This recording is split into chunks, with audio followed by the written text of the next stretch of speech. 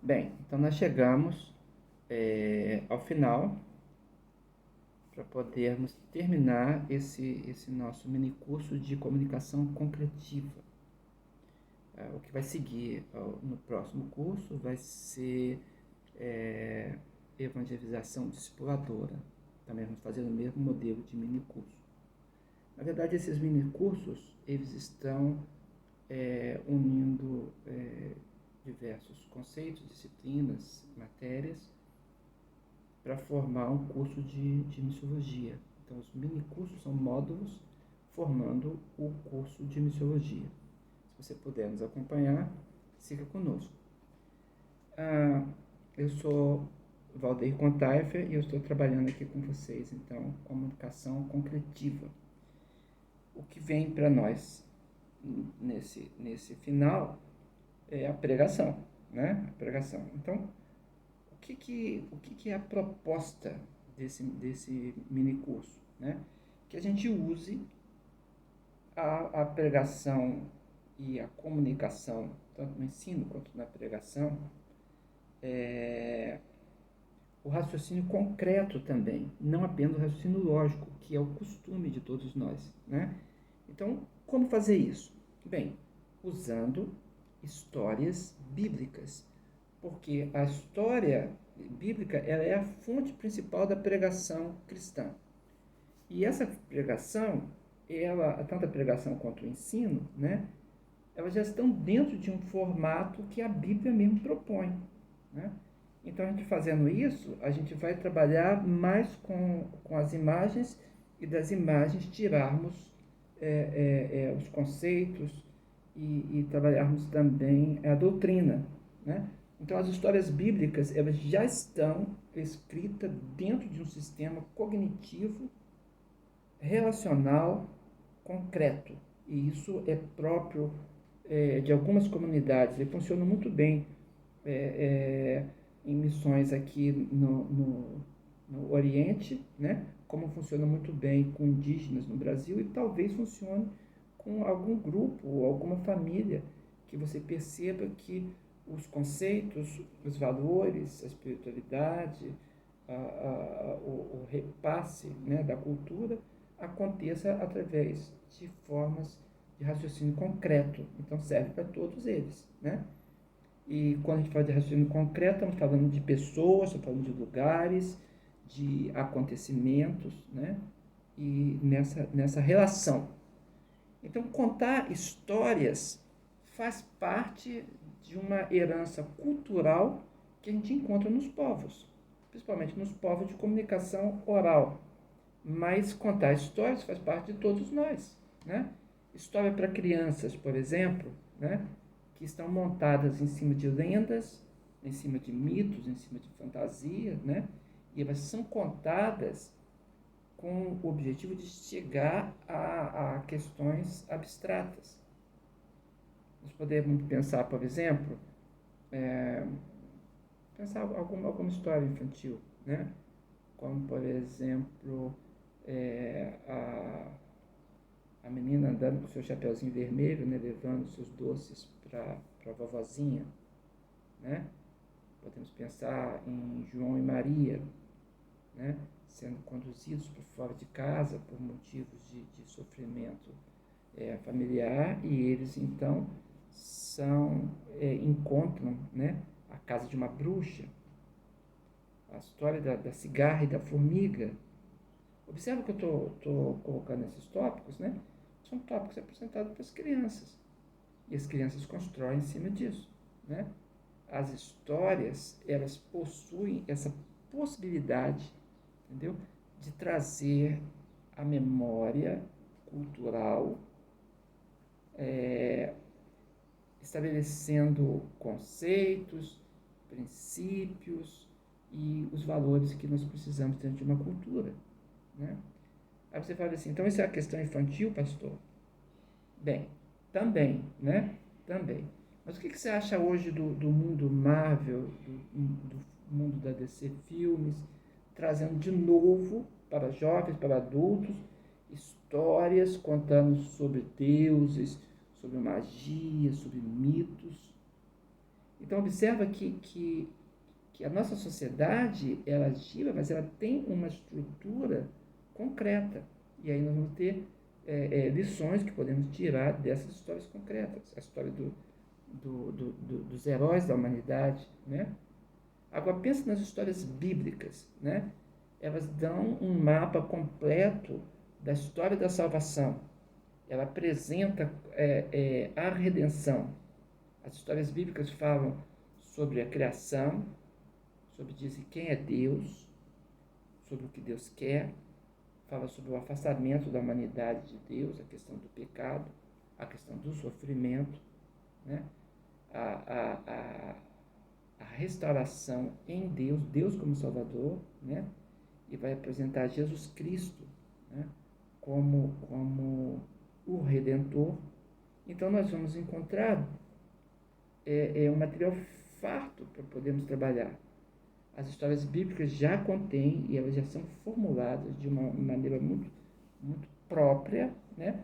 Os fundamentos teológicos que vão construir a base para uma teologia comunitária da onde nós vamos estar trabalhando, né? E nós podemos fazer isso através das histórias bíblicas. Elas contêm um número muito, muito grande e uma quantidade uma variedade muito grande, entendeu? Trazendo lições da vida cristã. E isso é aplicável a qualquer cultura, entendeu?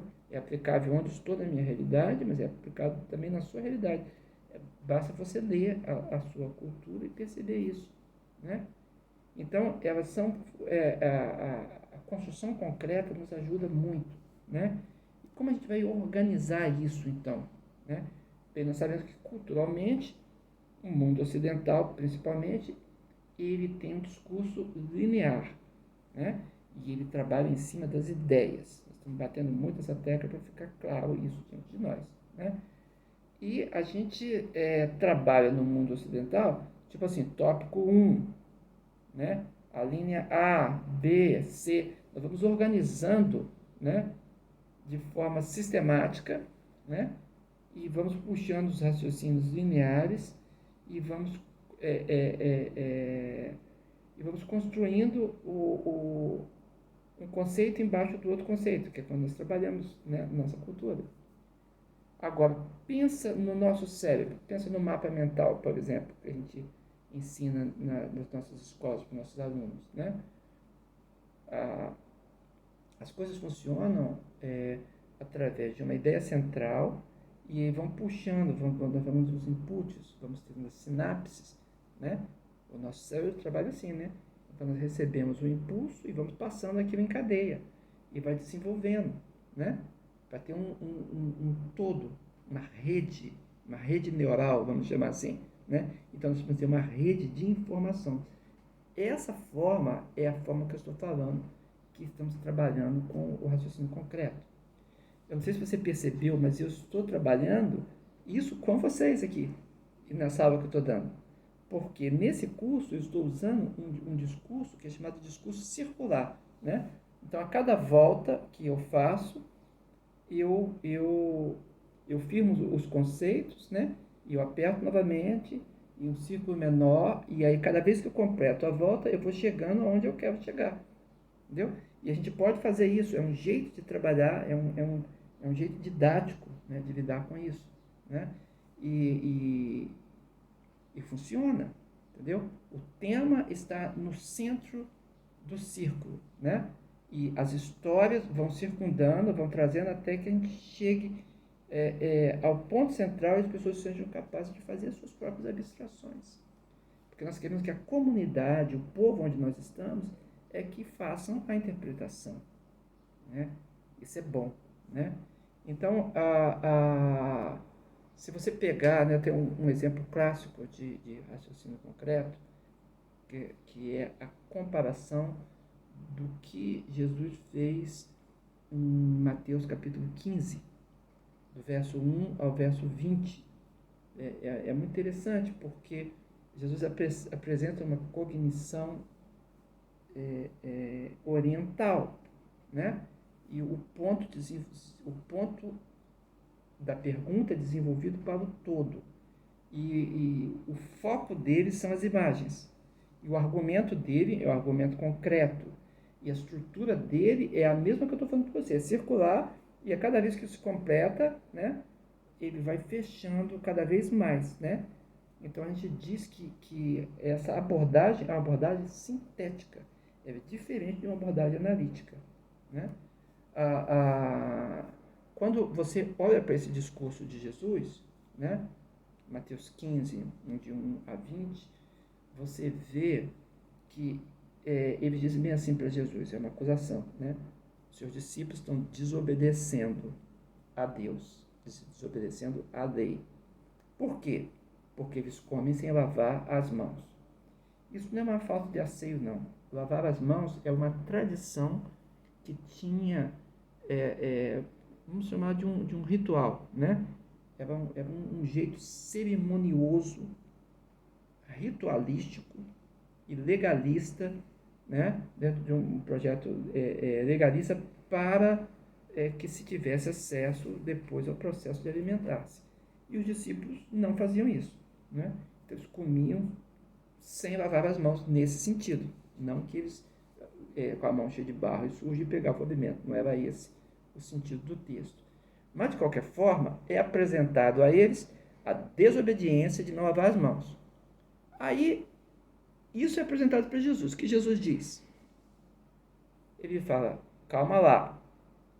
Vocês, observa que Jesus não responde diretamente sobre a questão de lavar as mãos. Primeiro, ele fala, vocês não respeitam os pais. Então, ele vai falar da desobediência, porque o assunto há uma desobediência à lei de Deus e uma desobediência à tradição dos anciãos. Aí Jesus diz, mas vocês que estão acusando têm uma desobediência por não respeitar os pais. Vocês honram apenas com os seus lábios. Com a palavra vocês honram, mas vocês não honram com o comportamento, porque vocês estão usando a religião como desculpa, como capa de malícia para fugirem da obrigação que os filhos têm de sustentarem e de cuidarem dos seus pais em idade avançada. Então, Jesus traz a questão, eles falam de desobediência, Jesus traz a questão também da desobediência deles.